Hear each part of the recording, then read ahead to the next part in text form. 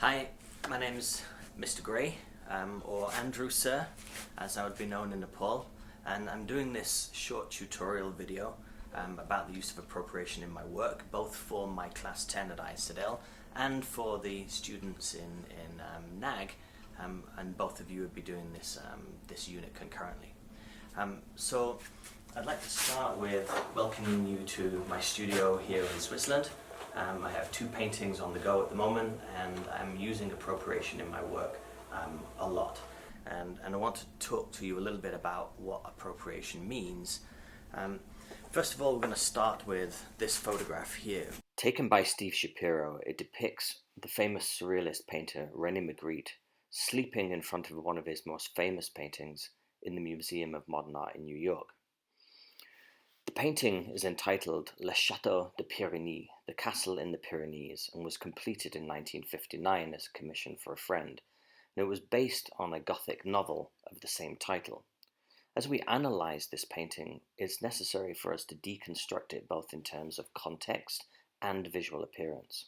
We can see that there is a stormy sea with waves crashing underneath the rock, and yet the sky looks as if it is a pleasant day. A gravity-defying boulder of huge proportions floats above the water in a central composition, with a castle which naturally symbolises fortification. The context of the painting looks at isolation and the need to find a space to meditate and to contemplate. And in part it was an inspiration for one of my latest paintings entitled The Castle Across Discoveries.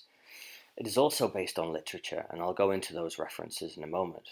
But to take inspiration from René Magritte, it is making use of figurative painting techniques that give the illusion of realism, and yet there are surrealist aspects. This building also is floating in space, and stairs descend into a void. And indeed, the character of René Magritte, who's in this painting, is going to be depicted down here as a self-portrait. So, appropriation is when an artist takes inspiration from another artist, but it requires two components. It requires deconstructing their artwork and their approach to art, and then reconstructing it in a way that transforms it and not copies it. Very important distinction.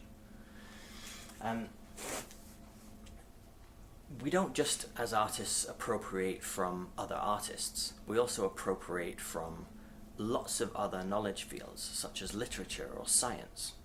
This painting is also based on a book by Italo Calvino, who is an Italian writer. Calvino's book, The Castle Across Destinies, depicts people arriving through a magical forest to a castle on horseback. For this section of the painting, I wanted strong visual reference. So we set up a photo shoot by taking the horses down to the actual factory that was the location and arranging it as if it was these people who had arrived through the forest. They lose their ability to speak, and so they all end up seated around a table, and because they're unable to speak, they have to use picture cards in order to describe how they came to be there. But with that, there's a lot of interpretation. One person's meaning of the picture could be different from somebody else's. This beautiful book was itself used as a metaphor by another writer who was looking at quantum information, and he described that each character around the table as a different scientific discipline. So one person could be a physicist, and the other a mathematician, another a chemist or a biologist, or a sociologist or an ecologist. Every person is trying to uncover their own little piece of reality. And so that's what I'm trying to depict in this painting. Each of the characters, and we have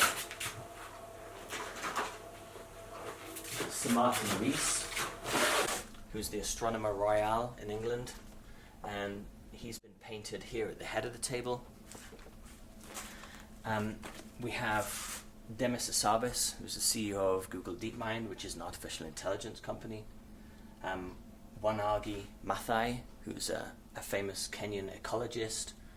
Ratna Balakrishnan, who's an Indian theoretical physicist. There's an equal number of men and women who have inspired me by the way in which they uncover their own piece of reality through their research. And each of the characters in here will be appropriated from a range of photographs that I've found. We're going to have Sir Roger Penrose, who's worked together with Stephen Hawking.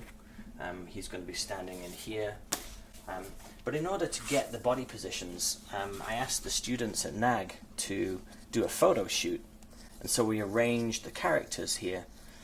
These 4 characters at the end have been appropriated from the right-hand side of Da Vinci's Last Supper. While setting up this painting, I was consciously building upon art historical references to allegory and paintings where each character has a symbolic narrative. Da Vinci's The Last Supper, which was completed in the late 15th century, is perhaps one of the most famous examples of this, but my reference to it had a deeper personal meaning. The Last Supper refers to Martin Rees's books Our Final Hour and On the Future, in which he contemplates how the future of humanity may play out.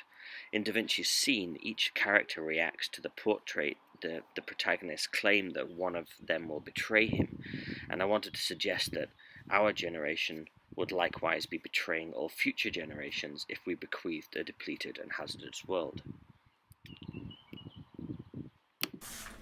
So each of these people are trying to uncover their own piece of reality. In addition to that, Martin Rees talked about, in a book that he wrote, that scientific disciplines could be seen as the structure of a building, with particle physics in the basement, because it is truly fundamental.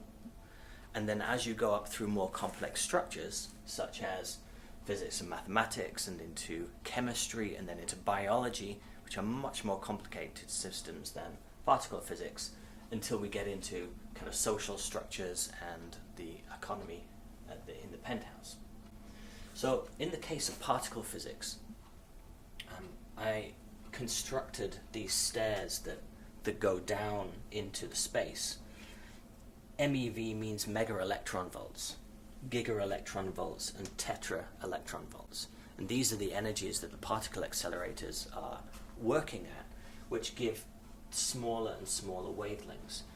And the idea of particle physics is that we understand the smallest structures in order to understand the bigger structures. And that's why the stairs go smaller and smaller down and then join the bigger stairs to come back up. So in this painting, I'm appropriating from an artist, from literature, and from scientific disciplines. But when I started to approach this section here, I wanted to ensure that the painting was not too bright. I wanted it to be quite muted, because there's a lot of detail up here and I didn't want it to be kind of out of balance. So I needed to find an artist whose paintings were quite muted. And for that, I turned to Pablo Picasso. So Pablo Picasso's Blue Period gave the perfect kind of imagery that I needed for this painting. The imagery is muted with its colors, and yet it's still quite detailed. And so I set about deconstructing Picasso's artworks, which requires doing some research. Picasso's Blue Period was painted in the first decade of the 20th century and can be characterized both in terms of conceptual ideas and figurative aspects. In terms of conceptual ideas, Picasso was thought to be going through a period of depression at that time, and it reflected in his subject matter. Typically, there were people who were quite destitute or lonely. But what really interested me was the figurative attributes. He was heavily using Prussian blue, cadmium yellow, and vermilion in these works, and had very heavy black outlines. And I really love the application of the paint and the way that he paints the hands. So out of those two aspects, I was able to kind of take the visual effects forward, because it included these kind of low lighting conditions, which was useful for me in in this section of the room. It's just that I could take the two sides of the deconstruction, the physical, visual deconstruction and the conceptual ideas, and I could leave the conceptual ideas aside and just analyze, deconstruct the visual aspects. And so in this section of the painting here, I've attempted to employ his use of black outlines and of muted colors. The colors that I used were Prussian blue and vermilion and cadmium yellow, and I've kind of taken Picasso's inspiration, but not his conceptual idea. And that's the power of appropriation. As artists, we don't need to start everything from scratch. We can look at other artists, we can look at literature, we can look at science, and we can appropriate from them. It is just about how we transform it to create something new. To finish, also another painting that I'm doing here at the moment. This is based on the famous photograph from the Apollo 8 mission, which was the Earth rising over the surface of the moon that was taken. And I want to paint the surface of the moon in here, but there's going to be a building on the surface of the moon. There's going to be some other kind of things in here which I will appropriate from other sources. But one of the things that I found was that I didn't want the whole top area of the painting to be purely black as the night sky.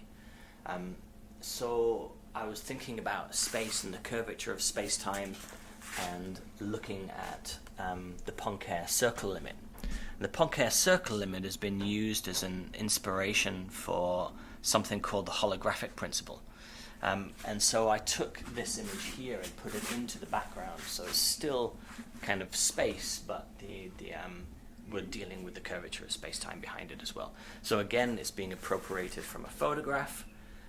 It's not copying the photograph because I'm not doing it as a photograph, it's a painting, so that's an immediate transformation.